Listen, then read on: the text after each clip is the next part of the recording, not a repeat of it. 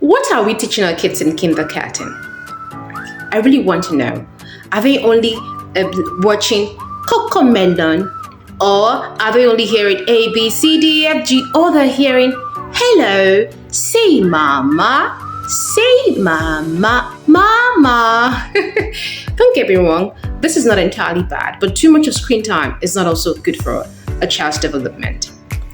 As an educator with 5 years of experience in Nigeria and outside Nigeria, I can casually tell you that the best time to groom a child is in kindergarten. Yes, I know the word groom sounds very harsh, but they are good grooming and also bad grooming. But today, let's focus on good grooming.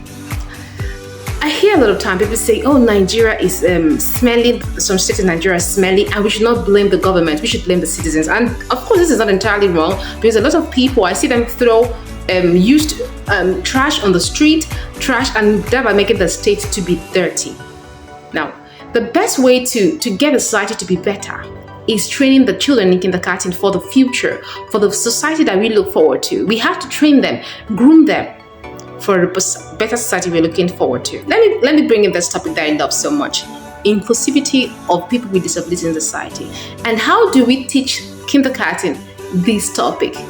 Of course, you will not just come to them and say, do you know that there are people, a 2-year-old, a 3-year-old, 4 years old, telling them that there are people in this world, people that are different, people that they're going to be looking at you like this, like a rocket, because you're telling them a rocket science.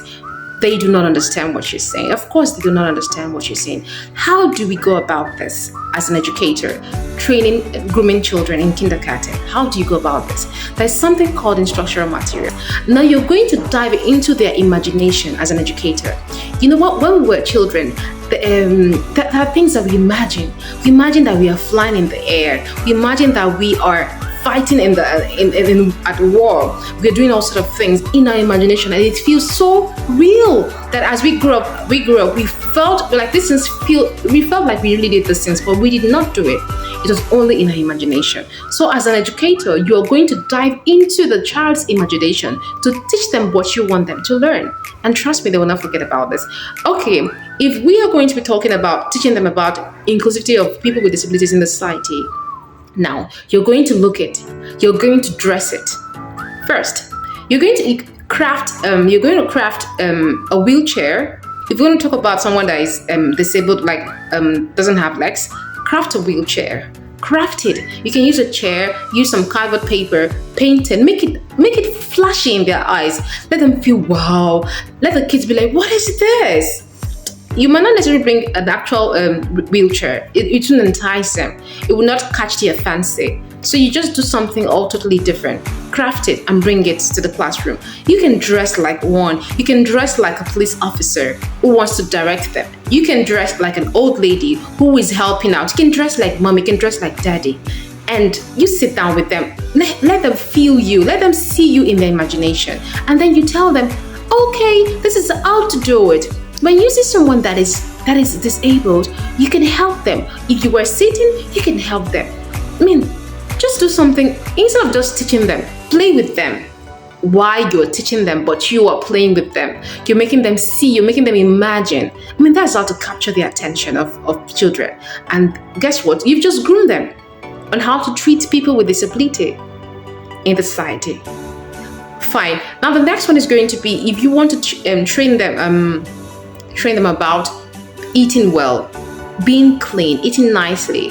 Don't just tell them, don't keep this here, don't do this. You do not scream at them. You do not force them, because you forcing someone to do something, they will never learn from it. They're doing it under pressure, and they will never learn. So as a kindergarten teacher, as an educator, what you do is still dive into their imagination, okay? You can as well dress like mommy or dress like daddy. Or if there are 2 teachers, one is an assistant teacher, 2 years, and the other is a main teacher, one of you should dress like mommy and one of you should dress like the baby. While the kids are eating as well, they have their food with them, they're eating and their bead is being tied to their neck. You do the same as the baby. Then you're going to, eat, and then you start pouring the food on your dining table, and then you start crying, oh no, I'm so tired, mommy. And then the teacher comes, and what would the teacher say to you? Oh baby, what is the problem? In any language you want to use. It doesn't have to be English, actually. It can be any language. that you're using to teach them. You can then you act like the baby, and the other teacher will like tell you, no, this is not the right way to do it. This is how to eat. This is how to use the cutlery. This is how to use the fork. This is how to do this. And patience and smiling. And then the kids will see how the teacher is doing, and they'll follow you. Kids learn by following. You cannot just tell them. They do not know what to do. So you do what? You dive into their imagination. Okay, I hope this helps. And happy Children's Day, by the way. Happy Children's Day. You know what? That was right. And you take care.